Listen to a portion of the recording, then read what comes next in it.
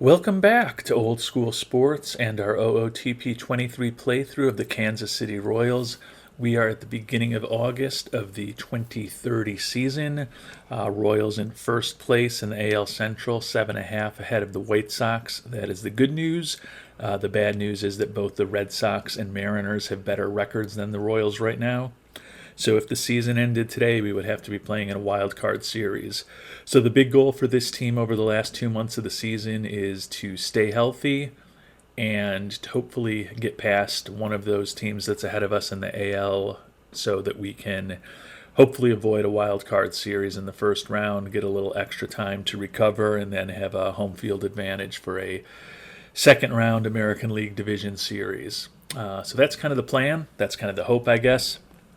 Looking at some of the league leaders here, about 2/3 of the way through the season, Bobby Witt Jr. and Sal Frelick are 2-3 in the AL in steals. Our young star Alex Vasquez leads the league in OPS.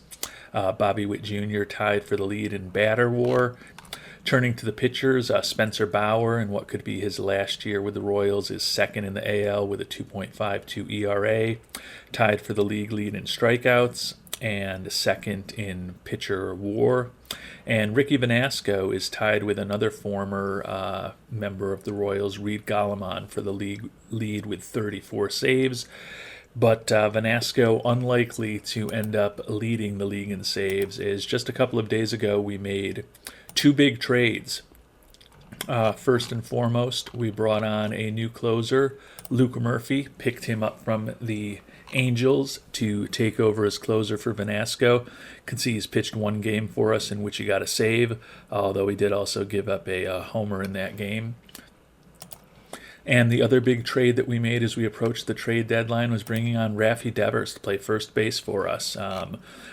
Off to a solid start with a .333 batting average in his first 3 games with the Royals as well. So the hope is that the additions of Devers and Murphy are going to help push this team even a little better and hopefully position us to, as I said, get to one of the top 2 records in the American League, get a first-round bye, and then hopefully do some damage when we get into the playoffs in about 2 months.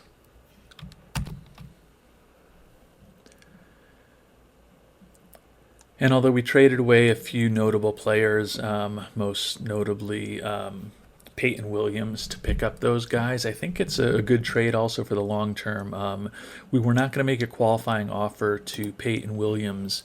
I don't know if we're going to have the option to do a qualifying offer. Oh, no, Devers has already received a qualifying offer, so that's not going to help us there. But I think with Murphy, is there a chance? Yeah, he's a free agent, so there's potential for a qualifying offer there. He's looking for $14.6 million a year for 3 years. So if we offered him $18.9 for 1, there's a chance that he would take it. So gonna have to be careful with those decisions, but we'll worry about that when we get to the postseason. Between now and then, let's hope that the Royals continue winning and we can put ourselves in a good position for the not just getting into the playoffs, but playoff seeding. And with the recent trade away of Aaron Ashby, as well as some injuries, we just have one lefty in our starting rotation, Tyler Bosma, who's been solid, putting up a 7.5 record with a 3.39 ERA this year. And then Will Goebel out of the bullpen, 9-1 with a save and a 3.40 ERA. But we have to make a decision now on our Rule 5 acquisition, who suffered a pretty serious injury and then now has been rehabbing down in AAA. And Bruce Zimmerman looks like he could be a solid lefty out of the bullpen for us at the major league level. Although his ratings against lefties and righties are both actually very similar. But given that Wyatt Wendell has been fine for us with a 3.54 ERA, but given that he does have minor league options, we are going to send Wyatt Wendell back down to Omaha and at least give Zimmerman a chance to see what he can do at the major league level. Will slot in as another lefty arm for us, although he's obviously not an optimal lefty arm because of those pretty similar splits between lefties and righties. So his position with the team could definitely be in jeopardy in the coming weeks when we potentially get Mackenzie Gore back, which is only going to be a week from now. He's got 6 days left on the IL. So we will see what we can get out of Zimmerman over that week. Then we'll have to decide whether we want to move on from the 35-year-old or move on from somebody else on the team when it comes time to make a roster spot for Mackenzie Gore. And we've simmed ahead to August 7th. Mackenzie Gore ready to come off of the injured list. So we've got a decision to make here. You can see we're up 7.5 games, although we have lost 2 in a row. And we're definitely falling behind the Red Sox and the Mariners in the race to see which 2 teams are going to get those first-round byes in the American League. So hopefully with the addition of Gore to the lineup, that'll help, or the pitching staff, that'll help kind of turn things around a little bit. We're going to have to decide who we're going to send down to make some room for him. Zimmerman, who we talked about, has been really bad, 9.53 ERA. Only 5 2/3 innings, only 2 appearances, but he certainly hasn't been good. Murphy, 3.38 ERA with us, two games, a win and a save. Wiesenberger, 2.70 ERA. Vanasco, 4.78 ERA, even though he's out of that closer role. Easton Tumas has been solid, 3.81 ERA. Brian Matoyer, another Rule 5 acquisition, has put up a 2.44 ERA. Will Goebel, 9-2 with a 3.42 ERA. And the always good R.J. Dabovich having a really nice year, 1-1, 3 saves, 1.31 ERA. So I think we're going to move on from Zimmerman, and we are going to go ahead and waive and DFA him. Actually, we got to release him because we will send him back to the Reds, and that is going to allow us to put Mackenzie Gore back on to the Major League roster. Let's see what Nichols wants our staff and bullpen to look like. So that at least puts us back with 2 lefties in the bullpen. You can see Mackenzie Gore in that lefty specialist role. And you look at his ratings, and he is more effective against lefties than he is against righties. And he's a better pitcher, so probably makes sense to move him up there and get him back. Will Bryan, another lefty out of our pen, is going to be out for the year with that fractured elbow, but hopefully we'll have Luis Jose back by the end of the month. Speaking about Luis Jose, Angelo Velasquez, the youngster who we brought up for him, has been just blistering the ball after a really slow start. 378 batting average through his first 12 Major League games. So he obviously is a good defensive center fielder, and he obviously, looking at these ratings, has potentially a really good contact bat. Never going to hit for much power, but if he continues hitting anywhere near 378, he's going to be a very valuable player for us. Number 1 pick just over 2 years ago for us, and the number 97 prospect in baseball. Happy to see him doing really well in these early days of his Major League career at the age of just 21. And just a huge series for the Royals. Looking back here, you can see we had a 4-game series in Fenway. And when you look at the Royals record, we won 3 out of 4 in that, putting our winning percentage up to .569. We're up 9.5 games on the White Sox now. Missed out on the sweep in Fenway, but you can see that at this point we actually have one more win than the Red Sox, although they're 2 games ahead of us in the loss column. So we are only half a game behind the Red Sox for the second best record in the AL at this point, which is probably the most realistic goal because the Mariners are playing really well, have won 6 in a row, 76 in 46 records. So they're up by 6.5 on us, and they're up by 6 on the Red Sox for the best record in the AL here in mid-August. So it may come down to a battle between the Royals and the Red Sox for who's going to get that second bye in the American League this postseason. And just a week later, all that good work taking 3 out of 4 in Fenway doesn't matter as much. The Royals have lost 4 in a row, and you can see we're now 3 games behind the Red Sox for the second best record in the American League. Good news is that our youngster Alex Vasquez is now leading the American League in runs batted in addition to OPS. Would have to think that he is a very strong candidate for Rookie of the Year. And with Bobby Witt Jr. now leading the AL in batter war, he may finally get some MVP hardware for us. Hitting .290 on the year, 19 homers, 63 ribbies, but he scored 87 runs, stolen 36 bases, 133 OPS plus. Likely, fielding really well. Could be on his way to another Gold Glove award also. So that probably makes the likelihood that he's going to opt out of his contract even higher, so that's not optimal for us, but it would still be nice to see him get some hardware. Velasquez has actually picked up one more save, but is behind Goleman now, and Spencer Bauer down to third in the league in pitcher war, second in strikeouts, and is no longer among the top 3 in the league in ERA.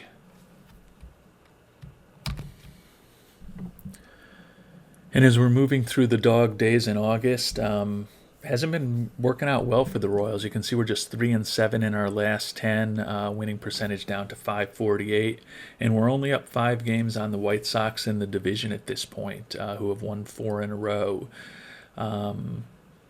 Looks like we are 3.5 games behind the Red Sox. Kind of weird. We're behind them by 2 games in the win column, but by 5 games in the loss column. So they've got some games that they're going to need to be playing that we got to be hope they're losing. Boy, I'm not speaking well, am I?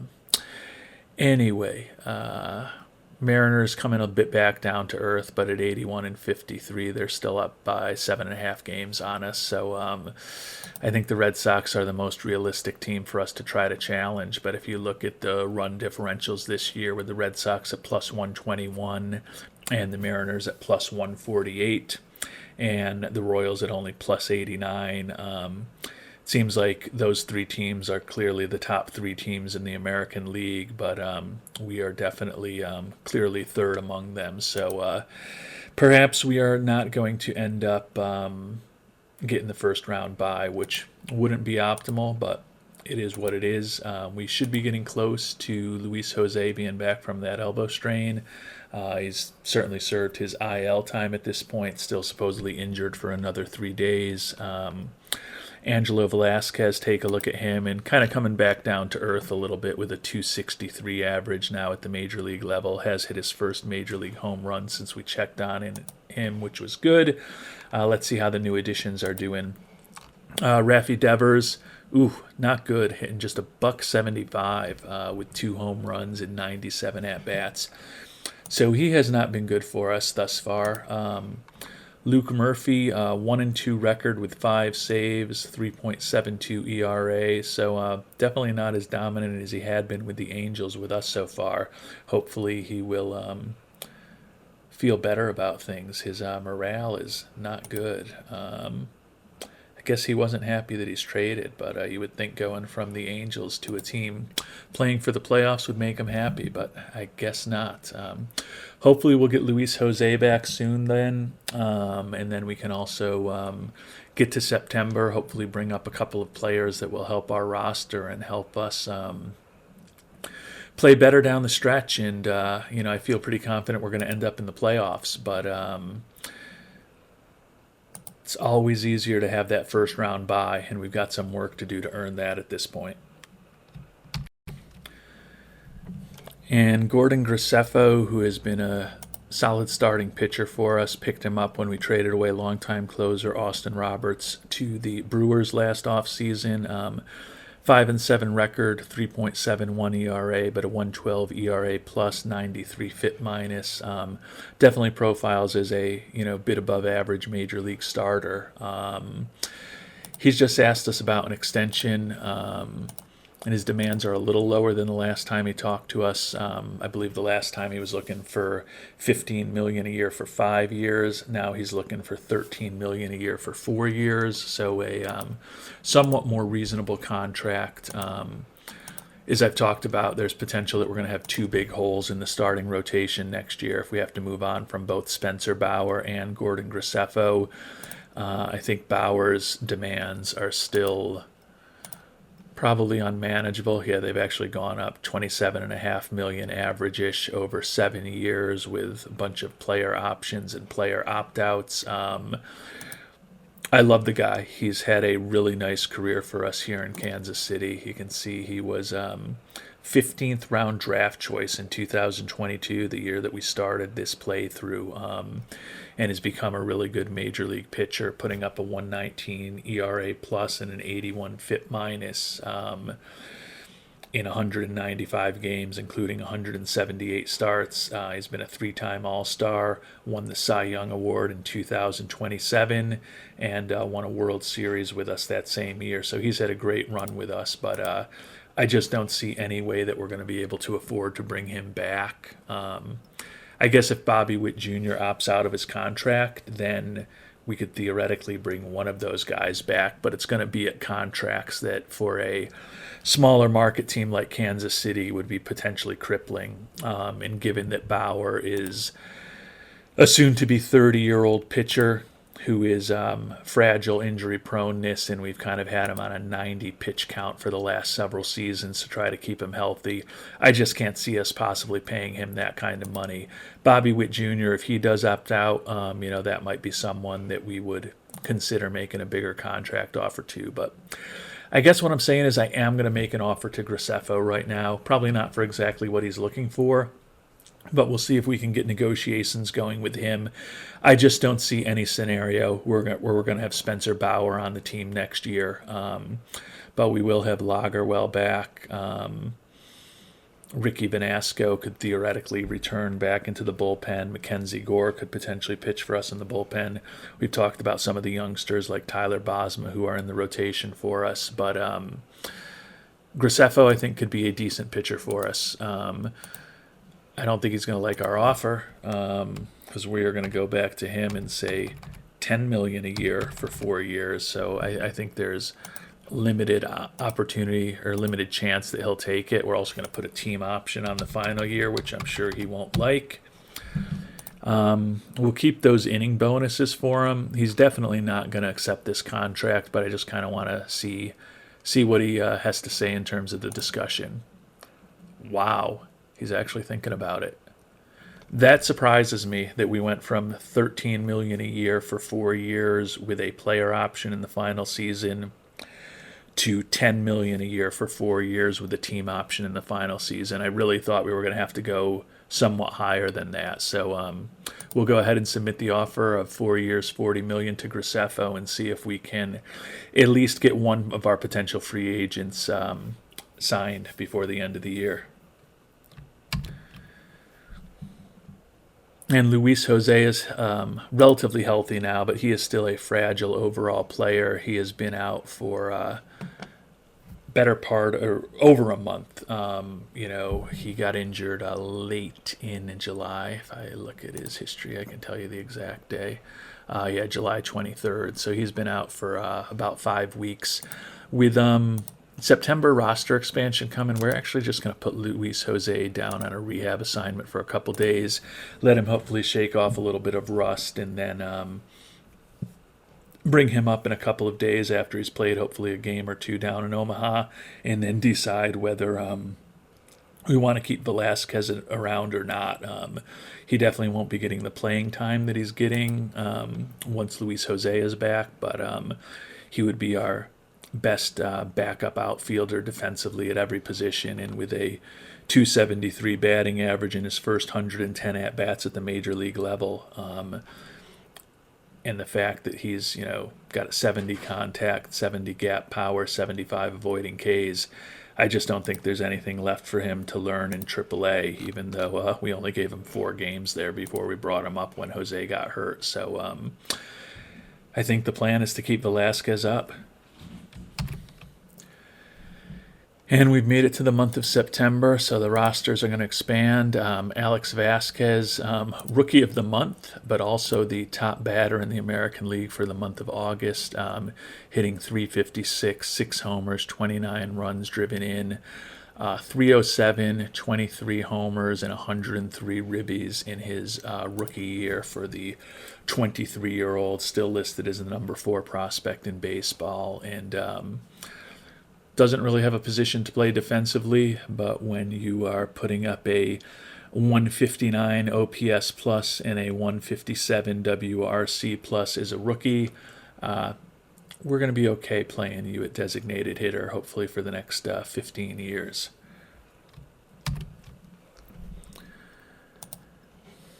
And Luis Jose has played a couple games down in Omaha, went 3 for 8, so we are going to move him back up to the Major League roster. That means we are not going to be force starting Angelo Velasquez anymore.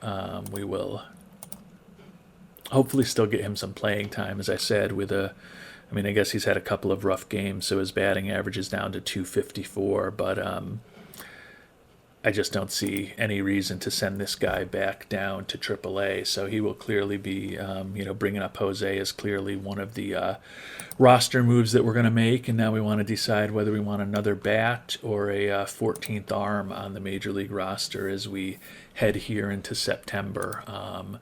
Royals have been playing a bit better of late, 6-4 record over our last 10, up 7.5 on the White Sox in the division, so magic number down to just 15 to clinch the AL Central, and we're 2.5 games behind the Red Sox. They still have us by 4 in the loss column, but they've played fewer games than us at this point, but it's getting increasingly unlikely that we're going to catch them. But with the Yankees and the Orioles, there are 2 other pretty good teams there in the AL East, particularly the Yankees. So hopefully they've got a few games against those teams down the stretch, and hopefully the Red Sox will lose some games and let the Royals close the gap on them. And we are actually going to make a couple moves here, even though we only have 1 roster spot with the roster expansion. Although we had sent down Wyatt Wendell not that long ago, and he's pitched well this year with a 3.54 ERA in the majors. We're actually going to bring up Bryce Hubbart, who is another guy who has been back and forth between Omaha and Kansas City. He's put up a 4.07 ERA at the major league level, not quite as good, but he's a lefty. Another lefty who's not really much better, or not really any better against lefties than he is against righties, but just kind of want a little more optionality out of the bullpen for Nichols down the stretch here. So we're going to put him up. The other thing that we're going to do is we're going to DFA Fernando Caldera, our backup catcher. Hopefully he can make it back down to Omaha, but he's out of options, so we're going to have to waive and DFA him. But the reason we are doing that is that another one of our top prospects, Angelo Bolden, is healthy now. 23-year-old who was our number 1 draft pick in 2025. He's been banged up a little bit this year in AAA, but still at this point has played 60 games, 244 at-bats, and he's hitting .250 there. Profiles as a potentially a little bit above average, maybe major league hitter. I mean, the gap power is really good. The issue is he's not very fast, so I don't know how many doubles and triples he's ultimately going to put forward, but could be a average-ish bat at the major league level and maybe a bit above average in terms of his defensive ability. So not the perfect starting catcher. Great personality, though, but MJ Melendez, we do have a team option on. He's, I guess, hitting a little better because he's got his batting average up to .202, but great personality and better defensively. But if Bobby Witt opts out of his contract, if this team falls apart and doesn't make the playoffs or loses early in the playoffs, and if Bolden really rakes while he's up in the majors, I guess there's a theoretical chance that we could decline MJ Melendez's option, or more likely accept that option, but then look to get something for him in trade if we think that Bolden is ready for us to turn the position over to him next year. So want to get a little bit of a run from Bolden over these last few weeks of the season. Be interesting to see in the starting lineup how Melendez and Bolden are viewed by our manager Byron Nichols, and also what he does with Angelo Velasquez now that we've got Luis Jose back. So we will update the pitching staff and the pitching rotation. As I mentioned, Bryce Hubbard back, so now we do have 3 lefties out of the bullpen, a little more balance and a little more optionality for Nichols with the pitching side of things. And looking at the depth charts and lineups, and this is a bit surprising. But he's keeping Angelo Velasquez, the youngster, as our starting center fielder, and Luis Jose, who we made the big trade for a couple years ago, is now a backup player. That's probably not going to go over well. And we're also into Jose for a lot of money. We did get the Red Sox to retain 30% of his contract. But you can see that he's going to be 19.2 a year starting next season. So that means the Royals, he's about a $13 million-ish a year player for the Royals starting next year. So I guess we'll see how things go over these final weeks of the season. But if Velasquez is obviously going to be a big part of the team next year, and if he proves that he is going to be our starting center fielder in what we already expected to be an off-season full of turmoil for the Royals, maybe we'll be looking to move on from Luis Jose. I would think that we could probably get a pretty decent return for him if we have to, but that is a little bit surprising. Less surprising is that Melendez is going to remain our starting catcher. Bolden, hopefully, though, we'll see him every few days as a backup and see what he can do in his first crack at Major League pitching. And I think good news that we got Gordon Graceffo to sign that 4-year, $40 million deal. So a little bit of insurance for the rotation, given that we're likely to lose Spencer Bauer, at least with Lagerwell and Graceffo. We'll have our 2 and 3 starters back. And then the younger players, Bosma and Jacobs, will both be back. And as I've talked about, between Mackenzie Gore, potentially Easton Tumis, and Ricky Vanasco, I feel that we at least have, 7 major league quality starters, even if we lose Spencer Bauer. Obviously, you don't want to lose the best pitcher in your rotation, and we'll definitely take a hit losing our number 1 starter. But particularly with Graceffo signed up now, I think we'll at least have a solid starting rotation next year, regardless of whether or not we are able to sign anyone to replace him. And me talking about players and then them getting injured is starting to have an impact. Spencer Bauer out with a strained back for a week. You can see only a minimal impact on his throwing.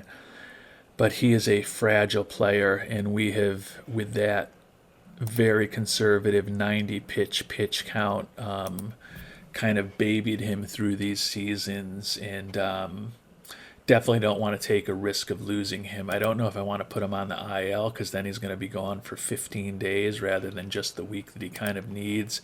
I guess I could potentially just bench him for the next week and go with a 13-man pitching staff, which is probably what we'll do, but I just want to make sure we don't let him aggravate that injury at all. Don't want anything bad to happen before he gets into the playoffs. So we're going to actually... Yeah, we've got 14 pitchers on the staff now, so I don't want to put them on the IL, especially because we are in a real big battle here with the Red Sox. You can see they're 83 and 62, and we're 83 and 63, so they've kind of made up some of those games they had in hand against us, but they didn't play as well in those. You can see we're 8 and 2 over our last 10. They're 6 and 4, so we are only half a game behind the Red Sox for the second best record in the American League.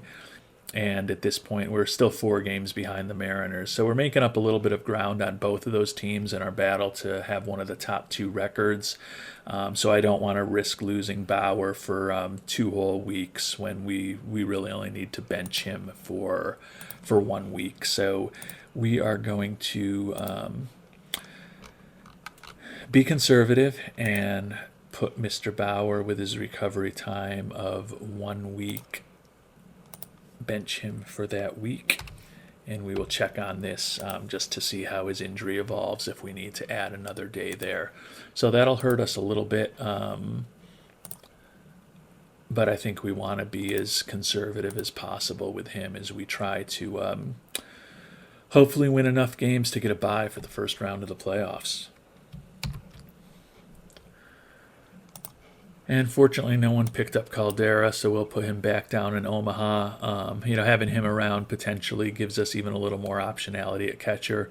If we want to move on from Melendez in the offseason and turn the position over to Bolden, Caldera is certainly a capable backup. So glad that he made it through waivers.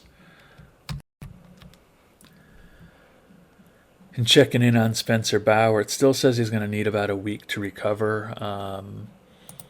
So we're going to go ahead and bump up his benching for 7 days just to make sure that we are as conservative as possible with him as we try to coax this team into the playoffs in a healthy fashion while also making up a little bit of ground on the Red Sox and the Royals. You can see we're half a game behind the Red Sox now, and we are 3 games behind the Mariners now for the best record in all of the American League. So the goal is still to have one of the 2 best records and get that bye for the first round of the playoffs and avoid that wild card. You can see over here, if you're looking closely, the youngster Alex Vasquez potentially having a really historic rookie season. He's hitting .307, so he's only 1 point behind in the batting title. He's got 106 ribbies, so he's only 1 ribby behind in terms of leading the league in ribbies. And he still is easily leading the league in OPS. Not in any contention for a triple crown. As you can see, he only has 24 homers, and the league leader is Brett Yarger of Texas with 39. But still looks like a potentially very special rookie season from Alex Vasquez and Bobby Witt Jr. in a battle to lead the league in pitcher war. Ricky Vanasco and Luke Murphy. This is interesting. We've got the second and third players in the American League in saves now with the addition of Murphy, because obviously the saves that he had with the Angels before we brought him over count for the American League. And Spencer Bauer, even though he's banged up right now, is still third in the AL in strikeouts. Having a nice year for us, but we want to make sure he's healthy for the playoffs. So we're going to continue to be pretty conservative with him down the stretch. And we've simmed ahead another week. The Royals have been playing well, got the magic number down to 5, clinched the playoffs, and we've now clinched the AL Central. It's going to be a real battle for those home field advantage in the American League. We've been playing the Mariners recently, and although we just lost the last game of the series to them 5-6, you can see we've closed the gap a little bit. We're 2.5 behind the Mariners now, and we're still a game behind the Red Sox for the second best record in the American League. Check in on Spencer Bauer, and he is healthy now. Perfect. Looks like he will be ready to go. Presumably he's going to pitch now that he's healthy. Excellent there. Let's take a look at the schedule, who we've got over these final weeks of the season. We're at Detroit for 3 games, and then we finish with 6 games a row in Cleveland. So 9 straight on the road for the Royals as we try to get past the Red Sox and or the Mariners to get that first round bye that we've been talking about incessantly. Interesting. Well, we've clinched the division.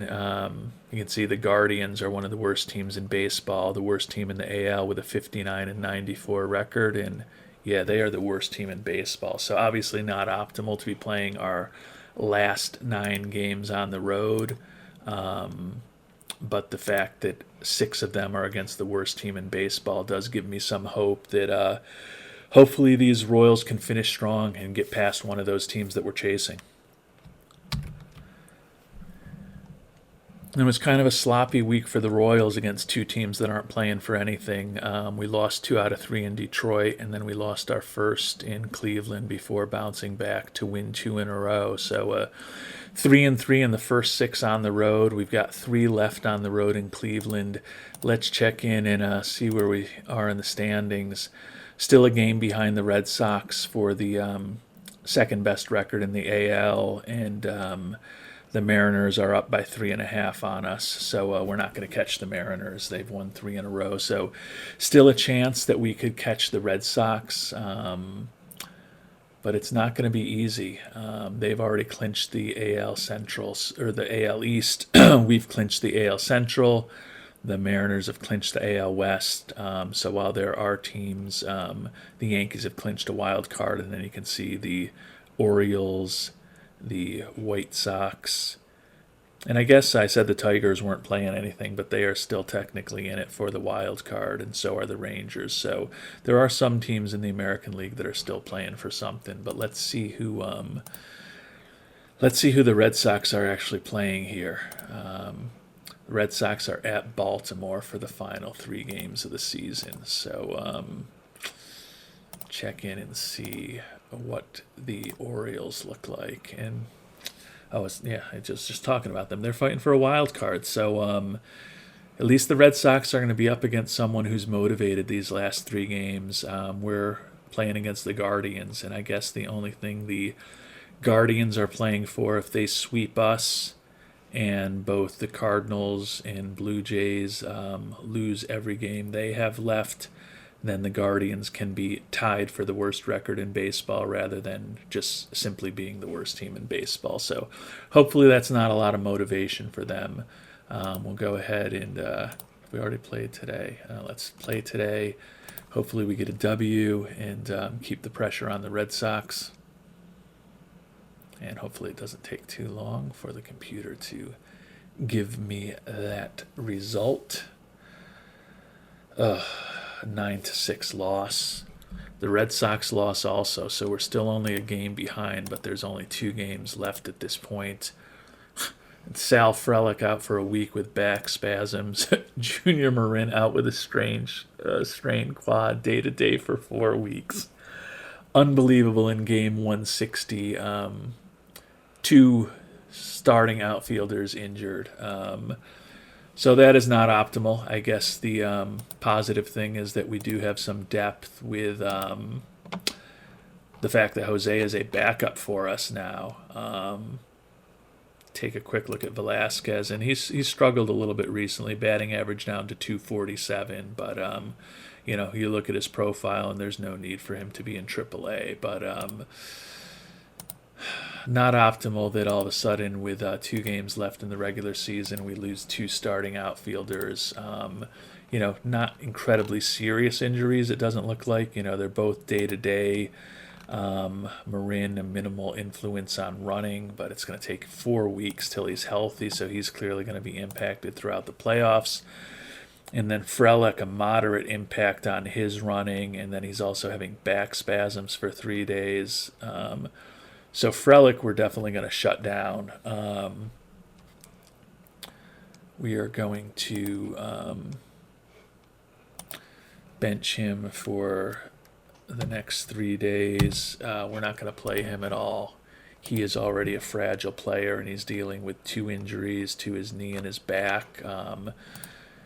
We'll obviously be starting him in the playoffs if we need to. Marin is also a fragile player. There's a part of me that wants to bench him these last couple games. It's just that I guess with Jose, Velasquez, and Valera, we do have 3 outfielders.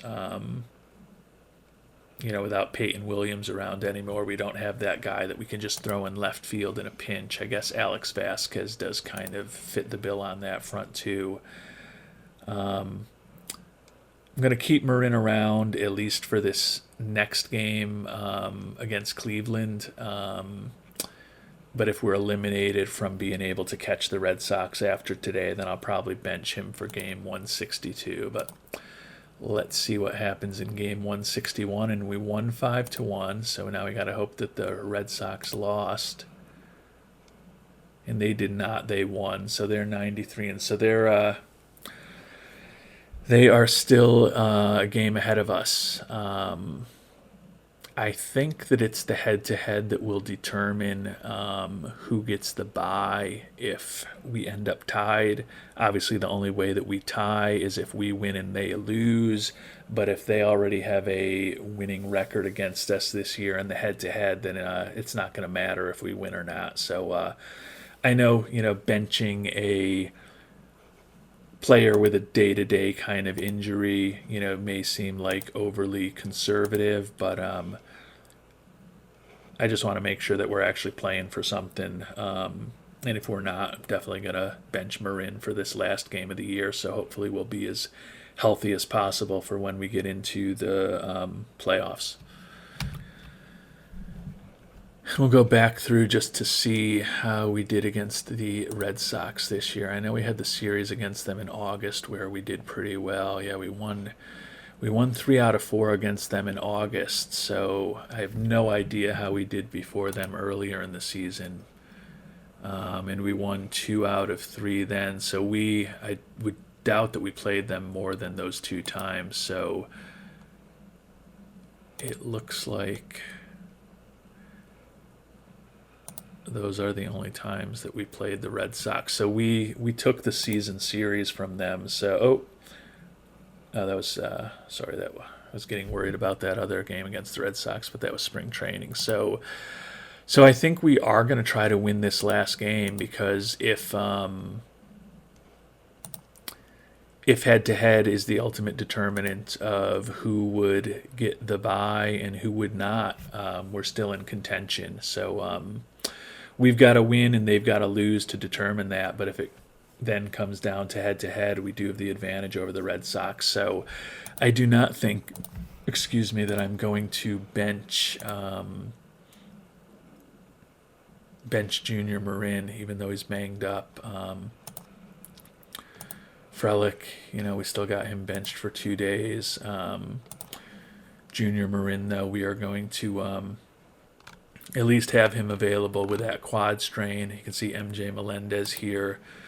Also now his knee soreness, day-to-day injury, but going to impact him with a impact on his running for a week. So a lot of 3 starters are kind of banged up right now, or 3 everyday players, I guess, to be more clear. I'm not talking about starting pitchers, but 3 everyday starters in our lineup are banged up right now with day-to-day injuries. Again, nothing that's going to keep them from playing in the playoffs, but it does kind of increase the chance that there's going to be a more significant injury that comes to them, and then it will also have a minimal to moderate impact on some of their play. So certainly not optimal, but let's see what happens today in the last day of the season against the Guardians. Hopefully we get the W, and then we'll check in on what the Red Sox did.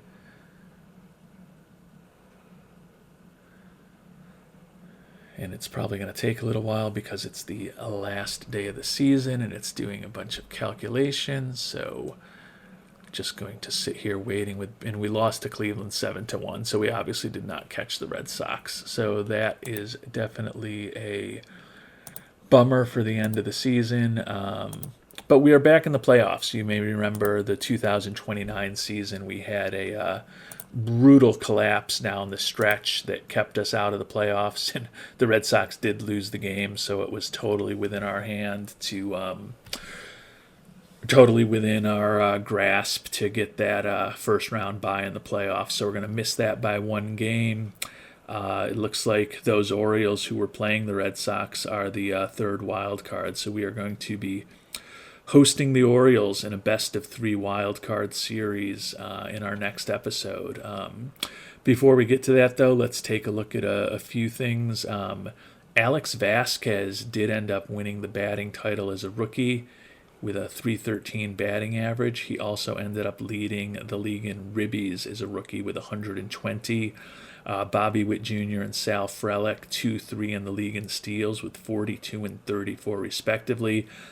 Vasquez also leads the league in OPS as a rookie. Batter WAR. Bobby Witt must have faded a bit down the stretch, did not even end up in the top 3 there. Spencer Bauer ends up third in the league with 203 strikeouts, and Luke Murphy ends up third in the league with 39 saves, although only a dozen of those were with the Royals, but you can see he did have a 2.00 ERA over the 18 innings since we picked him up, so he was productive for us. Looking at Bobby Witt Jr.'s overall season, really was not driving in a lot of runs down the stretch. Batting average fell to 280. His OPS plus fell to 124. 23 homers, 74 driven in, which is not many. He did score 108 runs, and as I mentioned, had the 42 steals. But will be interesting to see whether he opts out or not from that $27 million contract. Tend to think he still probably will at the age of 30, but he at least tailed off enough down the stretch that maybe he'll just take the money. It'll be interesting to see that in the offseason. We'll take a quick look at Alex Vasquez in his full season. Just an awesome rookie year. 313 batting average, 27 homers, 120 ribbies, 56 doubles, 81 runs scored. As I talked about, led the league in batting, led the league in ribbies, led the league in OPS. Put up that 158 OPS plus, 155 WRC plus, and a 4.6 WAR when he is clearly a negative defensive player. Just a great year for the youngster. So even if we do have to go into a bit of a rebuild mode by potentially losing players like Bobby Witt Jr. and Spencer Bauer this offseason, with Alex Vasquez on board, we've got some players to build around. Before we go, though, let's just check in on a couple of players we traded away. Shitong Kin, first and foremost, and it really looks like Kin is just, you look at the ratings, and it looks like he's clearly not the same player, and after batting 187 for us, he hit just 229 over his final 67 games of the year in Colorado, so very pleased that we were able to trade away that contract and get away from him. Let's take a look at what Peyton Williams did after we traded him away. And he performed decently for Detroit. He was not an everyday player for them, though, maybe a bit surprisingly, or maybe he got hurt. No, not hurt. He went to the Tigers and was not an everyday player. Did hit 256 with 5 homers and 16 ribbies and 86 at-bats, so he was certainly a solid offensive player for them with a 116 OPS plus. Buddy Aaron Ashby, wow, after we traded him away to the Angels, he pitched okay with them for a couple of games, and then he ended up in high A ball and double A ball. So, I guess the Angels must have cut him, and then he signed as a minor league free agent. Oh, yeah, because he's in the Toronto organization. Wow, so things really went bad on Ashby pretty quickly. Obviously want to check in on one of our big trade acquisitions being Rafi Devers. Really didn't hit too much for us. 210 batting average.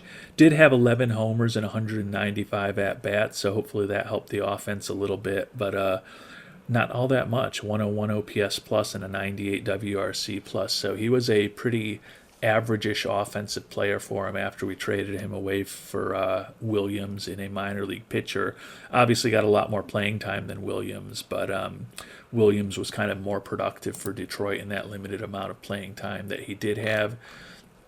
And then we'll just check in on what the 21, although I guess he's 22. Happy birthday, Angelo.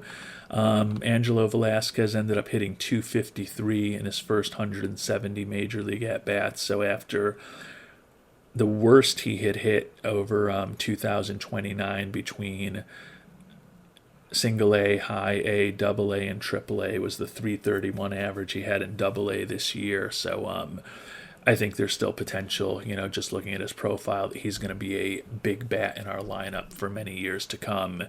And unlike Alex Vasquez, he is a superior defensive outfielder, which will obviously make him very useful for us. So we will see what happens with some of these players that are free agents in the offseason and what the Royals are going to look like next year.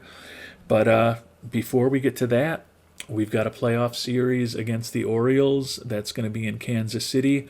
Hopefully we can get past that, and then we'll be playing, if we get past that series, either the Mariners or the Red Sox, the two teams that we were chasing unsuccessfully over the final months of the season. So we will cover the playoffs and that type of excitement in our next episode. Until then, thank you so much for watching, and hope you have a great day.